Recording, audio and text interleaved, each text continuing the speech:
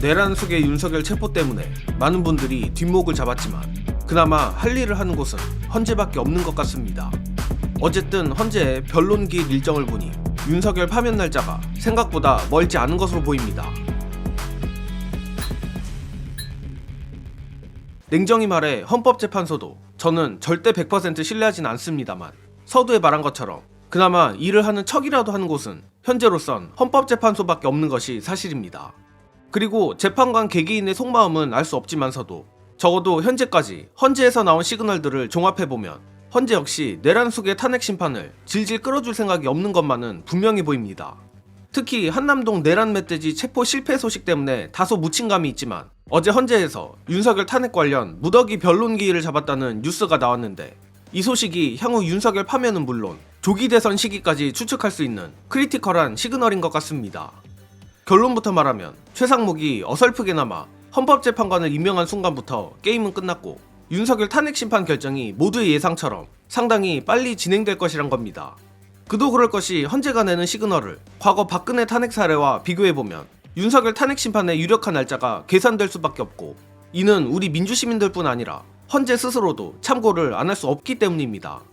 관련해서 요즘 새로운 신경 안정제로 떠오르고 있는 헬마우스 임경빈 작가의 논리적인 윤석열 파면 날짜 예측 영상으로 보시고 오겠습니다. 오늘 헌법재판소 같은 경우는 심지어 다음 기일 1월 14일로 정했죠. 그 다음 기일 정했죠. 네. 그 다음 기일, 그 다음 기일, 그 다음 기일까지 정했습니다. 저거 이제 명확한 의지를 보여주는 거죠. 네. 이게 왜 이런 포인트를 자꾸 소개를 해드리냐면 네. 뭐 윤석열이 잡혀가는 거는 스트레스 받죠. 짜증나고 짜증나는데 최상목이 뭐 어쨌든지 저쨌든지 간에 재판관을 2명을 임명하는 바람에 게임이 끝났다는 거를 아니까 어떻게든 할 수 있는 방법이 없으니까 저런 연병을 떠는 거라고 생각을 해야 되는 거고요. 자, 날짜를 1월 14일부터 잡았잖아요. 저건 무슨 얘기냐? 박근혜 때는 그때 이제 탄핵 쟁점 사유가 12개인가 그랬습니다.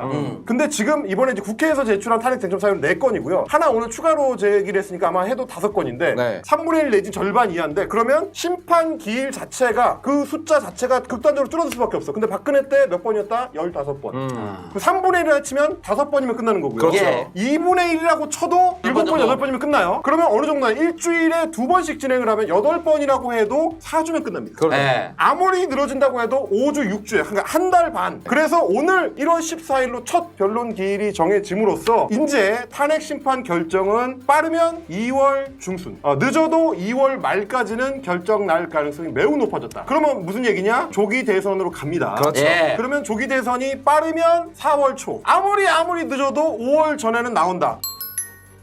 여기에 덧붙여 제 희망사항이 살짝 섞인 추측을 해보자면 임경빈 작가의 예측보다 더 빨리 끝날 가능성도 없지 않다고 생각합니다. 이를테면 임경빈 작가는 최대한 보수적으로 산술적으로 쟁점이 몇 개이니 몇 주 안에 끝난다라는 예측을 한 것인데 과거 박근혜 탄핵 심판의 쟁점과 이번 윤석열 탄핵 심판의 쟁점을 비교해보면 솔직히 비교가 안 될 정도로 너무나 투명합니다. 일단 지금까지 확인된 탄핵 심판의 쟁점은 총 4가지로 첫째 계엄 선포, 둘째 위법한 포고령, 셋째 군경을 동원한 국회 봉쇄, 넷째 선관위 장악입니다. 여기에 어제 국회 측이 요청한 판사 체포까지 헌재가 받아들이면 5가지가 되는데 얼핏 듣기만 해도 아예 논박의 여지가 없고 물증들로 명확하게 심지어 전 국민에게 생중계되어 증명이 된 쟁점들입니다. 재판 지연도 뭔가 치고받고 할 거리가 있어야 지연이 되는 거지 박근혜 탄핵과 비교하기가 민망할 정도의 빼박들이란 겁니다. 따라서 아무리 늦고 산술적으로만 계산해도 2월 안에 탄핵 심판이 종료될 가능성이 높은데 그렇다면 문제는 조기 대선입니다. 바로 이재명 대표가 대선에 출마할 수 있느냐 없느냐인데 이것도 사실 말해봐야 입만 아프지만 저 내란 범죄 세력들의 뜻대로 이재명 대표가 피선거권을 박탈당하기는 너무너무 힘들 것 같습니다. 이 부분 관련해서도 임경빈 작가의 해설 보시고 이어가겠습니다. 그럼 거꾸로 역산하면 어떻게 되느냐? 얘는 지금 된 겁니다. 네. 그동안 시간을 끌어가지고 2월 15일까지 이재명 뭐 2심 재판 나오게 아니면 뭐 해주세요. 4월까지 끌어서 재판관 임명 퇴임하면 끝난다 안 된다 다 늦었습니다. 네. 아무 의미 없어요. 지금 이재명 대표의 공직선거법 2심 재판 첫 번째 준비 기일이 1월 중순으로 잡혔습니다. 준비 기일이에요. 네. 준비 기일 1차, 2차, 뭐 3차 이렇게 가. 네. 그 다음에 공판 1, 2, 3, 4 이렇게 가요. 그리고 제가 그때 말씀드렸죠. 2월에 법관 정기 인사가 있다. 법관이 한번 바뀌어. 네. 그럼 공판 또 해야 돼. 그게 어떻게 4월 벚꽃 대선전에 나오겠어요? 절대로 안 됩니다. 쉽지 안 않죠. 나와요. 예. 안 나와. 설사 졸라 빨리 개 서둘러가지고 4월 전에 나올 수 있는 게 최대한이 뭐냐? 공직선거법 2심입니다. 2심 가지고 어떻게 할 건데? 항소하면 되지. 방법이 없어. 그러니까 쟤네들이 저 병을 하는 겁니다. 공선법 관련해 633 원칙이니 뭐니 별 헛소리들을 하기도 하지만 저는 공선법 2심조차 조기 대선 전에 결과가 나오기는 상당히 힘들 것으로 봅니다. 임경빈 작가가 언급했듯이 법원 내에 이러저러한 스케줄이 있는 것도 있는 거고 무엇보다 기회주의 집단 그 자체인 사법부가 이 상황에서 단순히 이재명 싫다고 내란 범죄 세력에게 대놓고 부역할 깡이 있을까 싶기 때문입니다.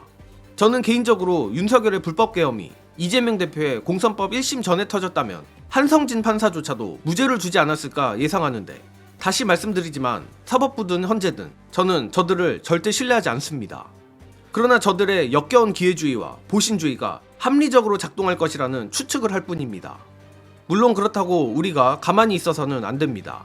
저들은 기회만 된다면 언제든 능히 내란 세력에게 붙을 자들이기 때문에 우리 민주시민들이 끝없이 저들을 압박하는 수밖에 없습니다.